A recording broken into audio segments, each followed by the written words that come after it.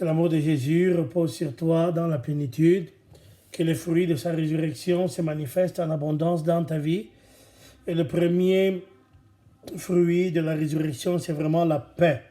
On le voit dans tous les évangiles de la résurrection. Jean chapitre 20, la paix soit avec vous. On le voit dans Marc chapitre 16, c'est un peu moins explicite. On le voit beaucoup dans Matthieu chapitre 28 et on le voit dans Luc chapitre 24. Que cette paix, avec beaucoup de grâce, avec beaucoup d'efficacité, travaille dans vos cœurs. Bonjour frères et sœurs. Nous continuons cette série « Mon Père, j'ai un problème ». Et nous sommes dans la catégorie « Ma vie ne donne pas ». Mon Père, ma vie ne donne pas. Ma vie n'a pas de réussite, ma vie n'a pas de succès. Je voudrais avant tout te dire que Dieu est fidèle. Dieu est fidèle dans sa parole. Quand on a décidé de prendre la parole de Dieu comme repère, on s'est vraiment articulé sur le fait que c'était un acte de confiance. Nous avions confiance, non pas à un texte quelconque, nous avions confiance en un texte qui est pour nous la parole de Dieu. C'est un texte révélé. On retrouve ça dans 2 Timothée au chapitre 3, que toutes les Écritures sont révélées. Certains disent qu'il n'y a que dans le Nouveau Testament qui est révélé, alors que la parole de Dieu dit vraiment que toutes les Écritures. C'est pour cela que nous voulons reprendre cela. Je voudrais que nous ayons confiance en cette parole. Il est écrit dans Hébreux chapitre 4, verset 12, « Car la parole de Dieu est vivante, elle est efficace, plus tranchante qu'une épée quelconque à 2 tranchants, pénétrante jusqu'à partager âme et esprit, jointure et moelle, elle juge les sentiments et les pensées du cœur. » Et c'est vraiment par cela que je voudrais aujourd'hui que nous travaillions pour que notre vie donne. On va avoir quelques séries sur comment faire en sorte que notre vie donne. Je parle en camerounais là. Ça veut dire que notre vie est vraiment de la réussite, du succès et que nos activités aient de la prospérité, comme la dernière fois la parole de Dieu le disait. Donc, la pensée. En catholique, c'est toujours mon angle d'attaque. Nous disons au début de chaque messe, je confesse à Dieu Tout-Puissant, je reconnais devant mes frères. Donc, ce n'est pas les autres qui m'accusent, c'est moi qui m'accuse devant Dieu auprès de mes frères que j'ai péché en pensée, en parole, par action et par omission. Si le péché passe par la pensée, l'état de grâce et de communion avec Dieu passe nécessairement par la pensée. D'ailleurs, cette parole va juger, on l'a dit tout à l'heure, les pensées du cœur et les sentiments. La parole de Dieu juge les sentiments. C'est pour ça que c'est très important pour que ta vie donne, que tu te familiarises petit à petit avec les Écritures, pour que les Écritures te forgent une pensée selon Dieu. Une pensée selon Dieu. C'est très important ce que je suis en train de te dire aujourd'hui. Que cette parole s'articule sur une pensée selon Dieu. En sachant que l'alternative existe. La pensée selon le monde, la pensée selon la chair. La chair, c'est selon moi. Selon le monde, ce sont les codes du monde. Et la pensée selon Dieu. C'est très important. Mais surtout, tu retrouveras la vie affective selon moi, l'égoïsme. Je trouve une fille, je suis d'accord, elle est d'accord, on couche ensemble, il n'y a pas de problème. La pensée selon la chair. La pensée selon le monde, le monde a ses codes. Il faut, je vous donne un exemple camerounais, avant de choisir une femme, il faut d'abord voir si elle accouche. Et c'est la couche dont je vais papillonner comme ça pour voir celle qui accouche au pluriel et éventuellement aller doter une qui va un jour devenir ma femme, si je ne fais d'ailleurs pas autrement. Il y a plusieurs solutions. Et puis il y a la pensée selon la parole. Et la pensée selon la parole montre que je dois construire la pensée, le mariage selon la parole va me donner des codes. Fuir l'impudicité, fuir la fornication, fuir l'adultère, pour construire une relation selon Dieu à l'écoute de sa parole. C'est très important donc d'avoir à choisir à chaque fois la pensée selon Dieu. Ce que je vous ai dit sur le mariage vaut pour l'argent. Il y a la pensée de la chair, selon la pensée de la chair sur l'argent. je l'ai, je le garde, ce qui est à moi est à moi, ce qui est aux autres est à nous. Voilà. La pensée sur l'argent selon le monde, voilà, quand je suis riche, je suis quelqu'un, farotage à gauche et à droite, et la pensée sur l'argent selon la Bible. Et la Bible a une parole sur l'argent. L'argent est un instrument spirituel. Cet instrument spirituel, nous le voyons. Je cite toujours Actes des Apôtres, chapitre 10, Corneille. Corneille a arraché de la grâce de Dieu avec ses biens. Mais on peut regarder le livre de Tobie, par exemple. Le père Tobie a arraché les grâces qu'il a arrachées avec l'argent. Vous allez voir que tous ceux qui ont l'argent dans la Bible opèrent à travers cet argent le moyen vraiment d'arracher les grâces de Dieu. Vous le voyez par exemple avec Damaris dans les Actes des Apôtres. Vous le voyez à chaque fois, c'est-à-dire que l'argent devient un moyen de se réconcilier. Zachée par exemple. Zachée dit, si j'ai pris quelque chose, si j'ai volé à quelqu'un, je vais rembourser 4 fois. C'est-à-dire l'argent devient même un instrument de réconciliation. La dîme, par exemple. J'encourage beaucoup les gens à payer la dîme, mais le premier qui la paye, c'est moi, comme prêtre. Je ne veux convaincre personne, vous savez. Je vous dis ce que moi, je fais à l'écoute de la parole de Dieu pour vous inviter à faire pareil. C'est-à-dire qu'il y a une bonne nouvelle de Dieu sur l'argent. Ça fait des années, depuis que je me suis convaincu que la parole de Dieu disait la vérité sur l'argent, je le fais, point. Je ne veux convaincre personne, mais je vais te dire qu'il y a une bonne nouvelle qui vaut pour tout le monde, sur l'argent.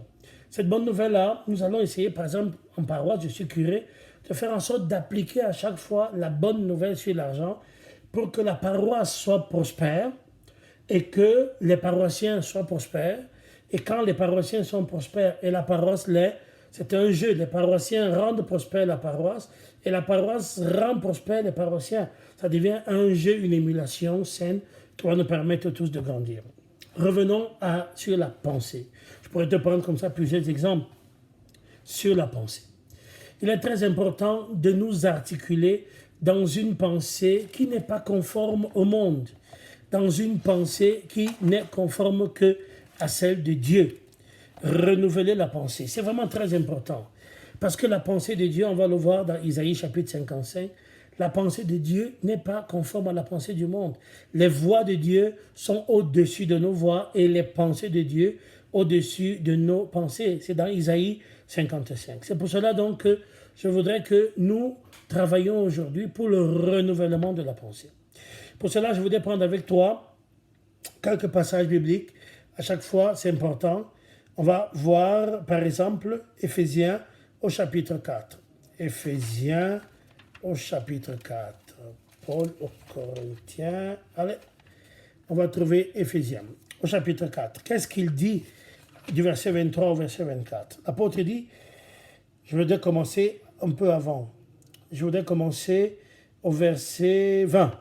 Mais vous, ce n'est pas ainsi que vous avez appris Christ, si du moins vous l'avez entendu, et si, conformément à la vérité qui est en Jésus, c'est en lui que vous avez été instruits à vous dépouiller, eu égard à votre vie passée, du vieil homme qui se corrompt par les convoitises trompeuses, à être renouvelé dans l'esprit de votre intelligence et à revêtir l'homme nouveau, créé selon Dieu dans une justice et une sainteté que produit la vérité.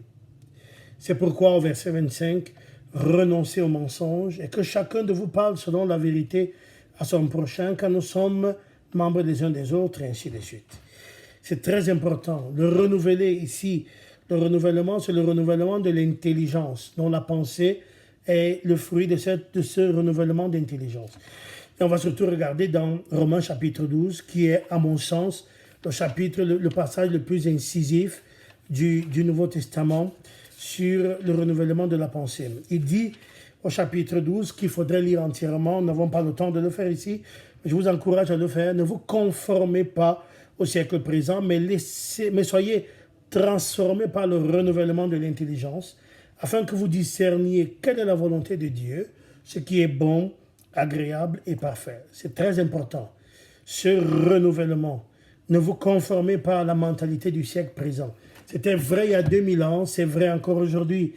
Le monde présent, dont nous avons 3 repères, comme on a dit tout à l'heure. La chair, ça veut dire, selon moi, le monde, ça veut dire les codes qui sont contraires à Dieu, et puis le renouvellement de l'intelligence qui permet d'accéder au discernement pour comprendre la volonté de Dieu, pour comprendre la bonté, ce qui est bon, ce qui est agréable et ce qui est parfait. Ce qui veut donc dire que sans le renouvellement de l'intelligence, sans le renouvellement de la pensée, il est impossible de connaître ce qui est bon selon Dieu. On peut comprendre ce qui est bon selon soi. On peut comprendre ce qui est bon selon le monde. Mais on ne peut pas comprendre ce qui est agréable selon Dieu sans le renouvellement de la pensée. Pourquoi je te dis cela?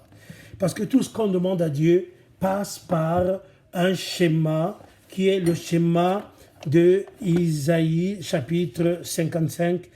Et c'est vraiment très important. Dans le cheminement d'Isaïe 55, il est dit au verset, je regarde ça en temps réel à chaque fois, hein, car mes pensées, verset 8, ne sont pas vos pensées et vos voix ne sont pas mes voix, dit l'Éternel.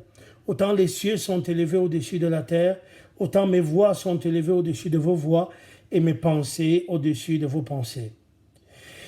Et comme la pluie et la neige descendent des cieux et n'y retournent pas sans avoir arrosé et fécondé la terre et fait germer les plantes, sans avoir donné de la semence au semeur et du pain à celui qui mange, ainsi en est-il de ma parole qui sort de ma bouche. Elle ne retourne point à moi sans effet, sans avoir exécuté ma volonté et accompli mes desseins.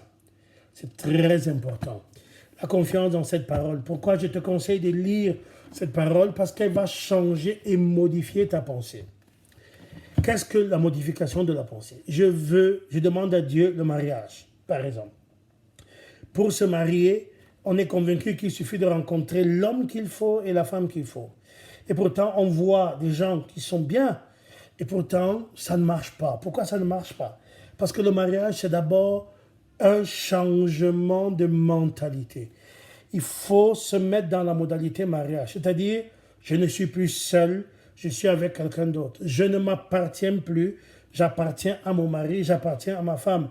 Ça veut donc dire que j'apprends à renoncer à toutes les autres et j'apprends à appartenir à l'autre. Vous allez voir que la pensée qui est contraire au mariage, tous les jeunes mariés comprennent ça, c'est l'orgueil. Tu es qui pour venir commander chez moi? Des mots qu'on entend souvent quand le mari ou la femme est en train de dire ce qui est vrai, mais que ton orgueil, parce que tu n'as pas modifié ton système de pensée, ton orgueil n'accepte pas, tu commences à dire, tu es venu commander chez moi. Ça veut dire que tu n'as pas modifié le système de pensée pour rentrer dans ce que c'est que le mariage. C'est très important. Par exemple, moi, je suis prêtre.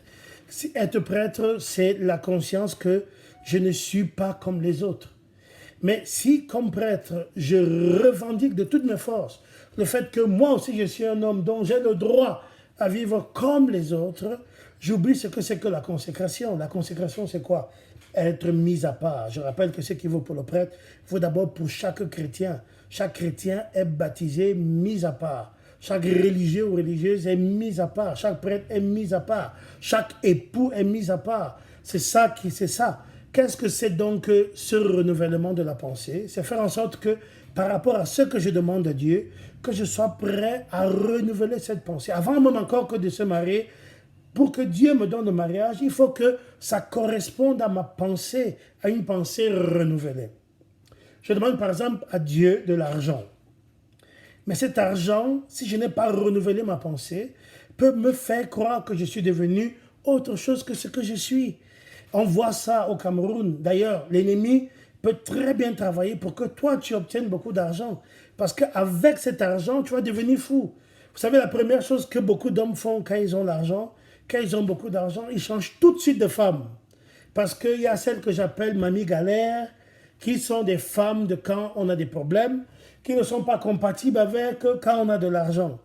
Mais cette personne-là a obtenu l'exaucement, mais cet exaucement a trouvé un être qui n'est pas encore dans la pensée de Dieu par rapport à l'argent. Si je demande à Dieu une voiture puissante, je suis curé de Tigaza, il y a des trous partout pour arriver ici. Je demande à Dieu une Ferrari, voilà, 360 Modena. Je demande à Dieu une Ferrari. Ce n'est pas compatible avec ce que j'ai. Donc, qu'est-ce que Dieu va faire? Il va me donner la voiture que j'ai, qui est un char d'assaut. Ça rentre dans tous les trous, mais ça ressort de tous les trous. Voilà, ça rentre dans tous les trous, mais ça ressort de tous les trous. Mais si j'accueille cette voiture comme quelque chose de Dieu qui ne m'aime pas, parce que s'il m'aimait, il me donnerait la voiture qu'il me faut, parce que je ne suis pas encore mûr dans ma pensée. On pourrait prendre comme ça beaucoup d'exemples. Et c'est pour cela que je voudrais vraiment aujourd'hui t'exhorter à ce changement de pensée. C'est très important. Modifie ton système de pensée en conformité à ce que ta prière porte. Le mariage, la réussite, les affaires, l'argent, la fécondité, l'ordre, le sacrement de l'ordre. Tout ça demande de modifier le système de pensée. Si tu n'as pas modifié ton système de pensée, ce que Dieu va te donner, ce que Dieu pourrait te donner, au lieu de devenir un instrument de bénédiction pour toi, risque de te faire des sorties de route. Et des sorties de route qui sont vraiment très, très, très dommageables pour ta vie. J'ai béni le Seigneur, j'invoque son nom sur toi et que sa grâce te transforme dans le système de pensée. Bye bye, au revoir.